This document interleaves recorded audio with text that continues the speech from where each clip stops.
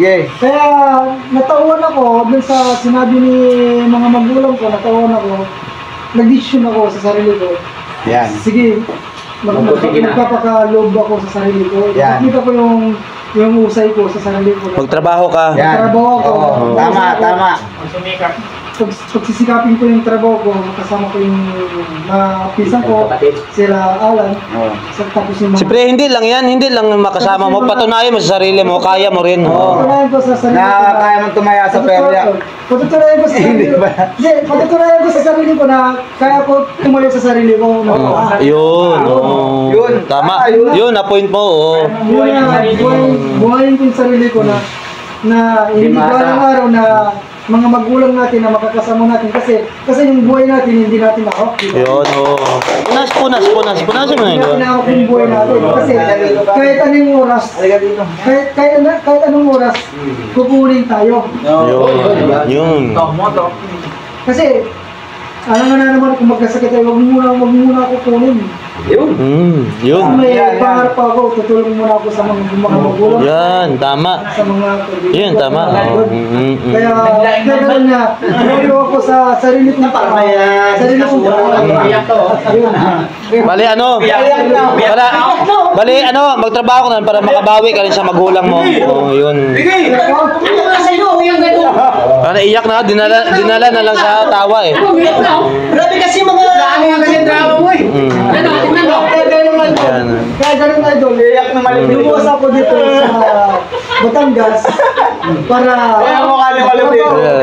trabaho ako, makilala tayo. Dahil sa iyo mga Makilala ko So, naiyak na eh. Tumatawa lang pero naiyak. Siyempre. mga ganun. umiyak ka sa yes ko yan. Tapos, may pangarap naman ako sa buhay na Yun.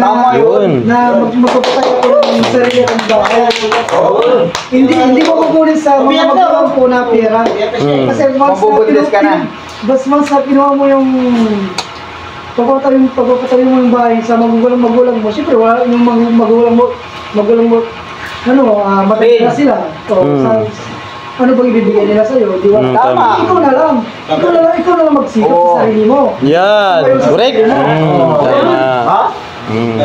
Kaya sa mga kabataan dyan, mag-isip-isip na kayo. Hindi kayo nga, ulam. Ito, pakinggan nyo yung sinasabi ng kasamahan ko dito from Pagkasinan.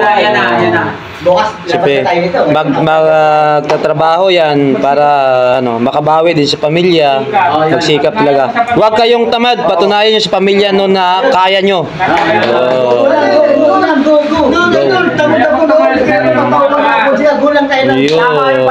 Go lang, laban lang. Pag hindi mo masabi ako, nilay nila ko, wala ko may share.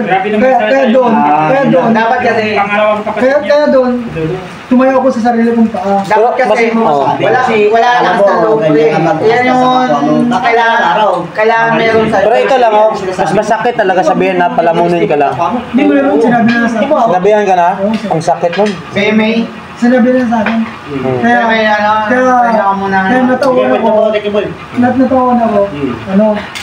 Labas mo sa Sarili ko, tatayo na ako sa sarili kong paa para pag-uwi ko sa Pangasinan, yung mga magulang ko sa mga barkada ko, maya sila sa akin na Sipag lang. Maglibig ka lang, ganun. Kasi pag sila nang magtrabaho sila, Yan natatawa si Idol Alan pero umiiyak na. Yan. Kasi lahat ng mga tao na to nakaano yan eh. At umuwi ka sa Pangasinan, maglatag ka agad ng 1,000. Bumili yan ng case na Mm. sabi mo, ito lang.